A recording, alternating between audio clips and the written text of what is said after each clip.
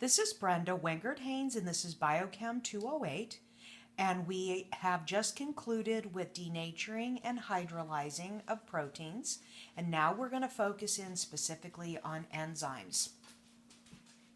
All right, now your textbook, depending on which one you have, is somewhat limited in this area. And so I will try to supplement this as best I can. Okay? All right, so the first thing we need to talk about with respect to enzymes is energy.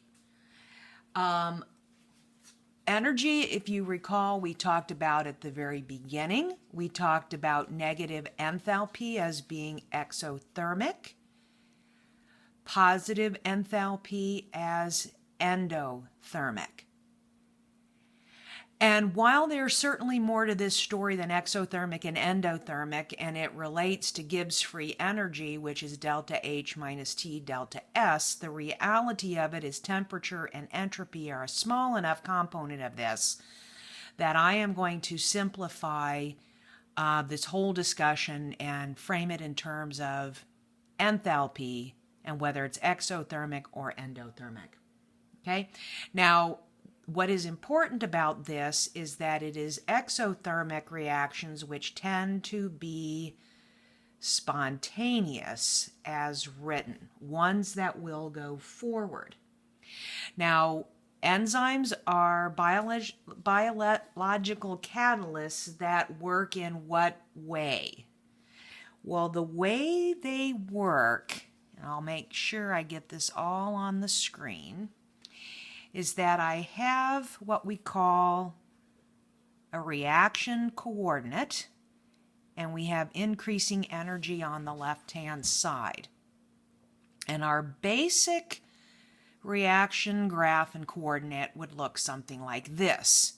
So if my reaction here is A plus B yields C plus D, A plus B is my energy of reactant, and C plus D is my energy of product.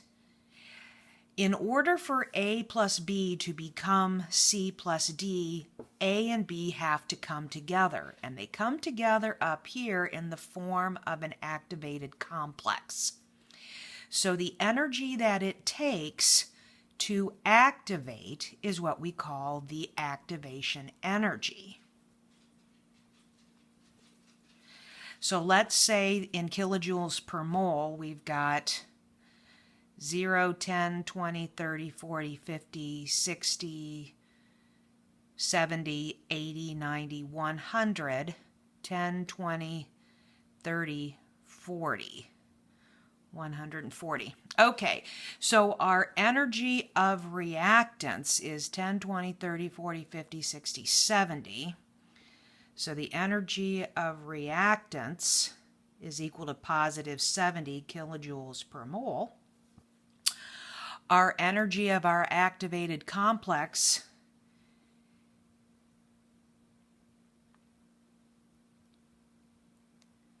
is 140 kilojoules per mole. Therefore, energy of activation is going to be 140 minus 70, or 70 kilojoules per mole. It's the difference between where you start and where you end. Okay? Now the energy of products is going to be this value down here, which is 10 kilojoules per mole, give or take on my graph. Now here's what we want to be mindful of. This is what we call energy of reaction, or delta H. And you see that our arrow goes down, which means it is negative.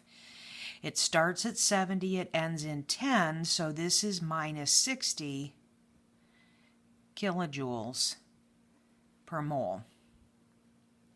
Now, the way that the catalysts are going to work is that the catalyst is going to lower the activation energy.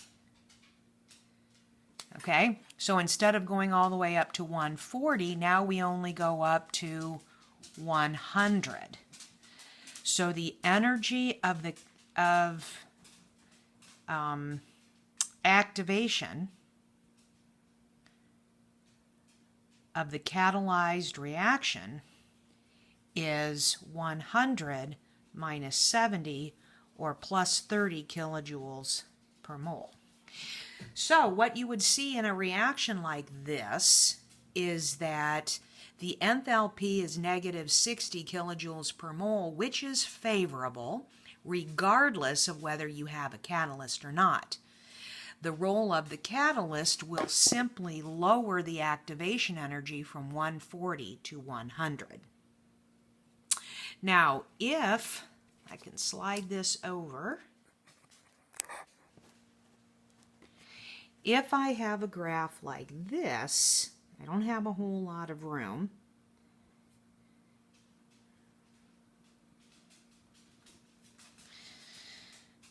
Here's my energy of reactants. Here's my energy of products.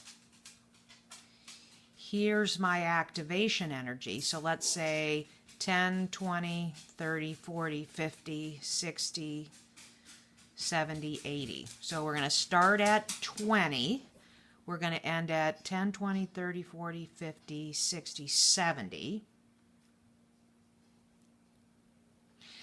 All right, so our energy of activation is going to be positive 50 kilojoules per mole.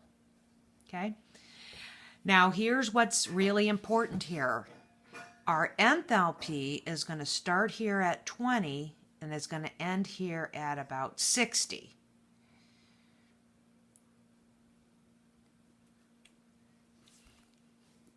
So sorry for my hand being over this.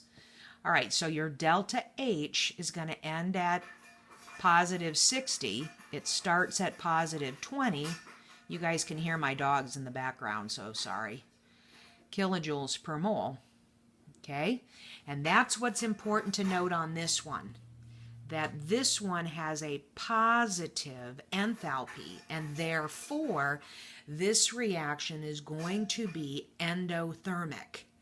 And even if I put a catalyst in here to lower the activation energy, it is still going to have a positive enthalpy, and therefore it will be unfavorable. Okay? Now the important thing here is, why do we care? In general, reactions will not go forward unless they are energetically favorable. That means we want them to be exothermic or have a negative delta H. So they are either favorable on their own, they will use a catalyst, or they can be coupled to other reactions to drive them forward. So what we have are some examples that we'll come back to in the next segment.